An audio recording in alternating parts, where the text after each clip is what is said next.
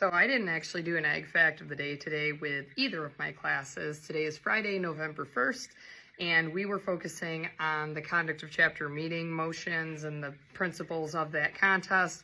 So I figured we would not do the ag fact of the day. However, an article popped up right before I was ready to walk out the door, and now I feel compelled to do one. Complete and total side note, I just want to give you a picture of what it looks like to be an agricultural educator.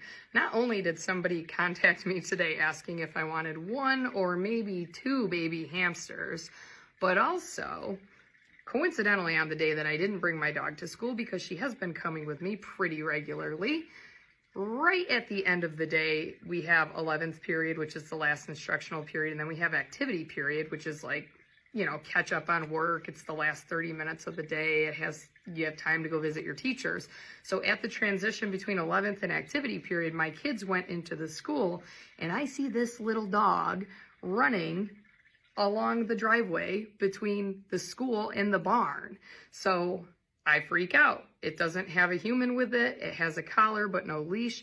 And I'm afraid that this thing is going to get hit because dismissal is happening very soon. It approached me like it didn't really want to try to eat me, so I tried to coax it into the barn, and it followed me into the barn. And thank goodness I happened to have brought Ellie on Monday with a slip lead. So it's one of those ropes. I would show it to you, but it's currently on that dog in the crate right now. So I get this slip lead on the dog, and I'm trying to walk around the backside of the school to see if I can find its owner or anybody calling for their dog, or at least looking for a dog, to no avail. Spoiler alert, I never found the owner. So eventually I went to the main office, was like, where's the SRO? SRO's not here. Okay. Call my principal. Principal says, we will contact somebody to come pick it up. No worries. Can you keep it in the barn? Yep.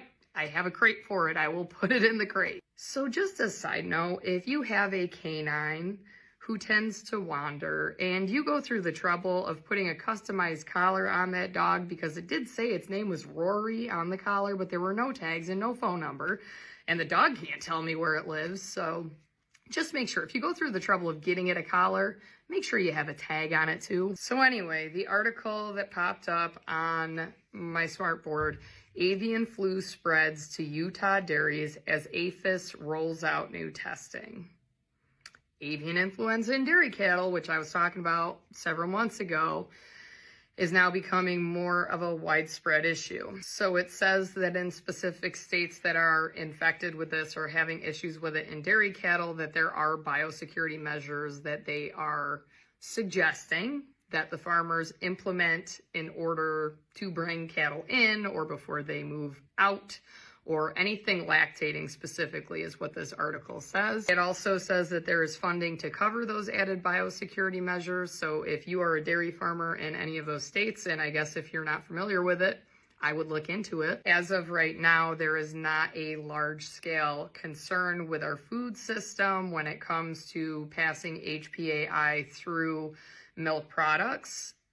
Although they do bulk testing, from what I see, the agency noted that bulk milk testing was instrumental in eliminating brucellosis from U.S. dairies, and this has already started to help with identifying and managing HPAI on which farms, what location, what region, which state, obviously. But just like I mentioned a few weeks ago, the pasteurization process that milk undergoes after it is taken to the processing facility and before it hits store shelves actually unlives the HPAI virus. So as long as you're consuming pasteurized dairy products, it shouldn't be a concern. But if you're buying raw milk from dairies and you live in Utah, you may want to reconsider that. It has been proven that humans can get HPAI, and right here at the end of this article, it says, the CDC has stated that the recent HPAI cases do not pose an immediate public health threat. However, those who have prolonged exposure to dairy cattle and experience symptoms like fever, cough, sore throat, breathing difficulties, or gastrointestinal issues should contact their local health department. And the USDA Animal and Plant Health Inspection Service, APHIS, confirmed an additional 9 H5N1 outbreaks on California dairy farms, bringing the state's total to 202 and the national total to 404.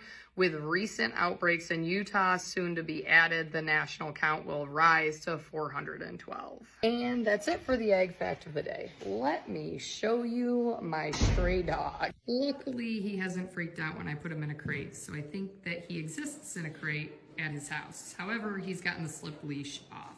I also see that he has a skin condition, his nails have not been trimmed, and he's not fixed. He's actually intact, but he's been a very well-mannered little pup. And he hasn't freaked out about all of the animals that I have in here, so that's a win. He's not barking his head off, and he's clearly not disturbing my chickens because that one's gonna lay an egg.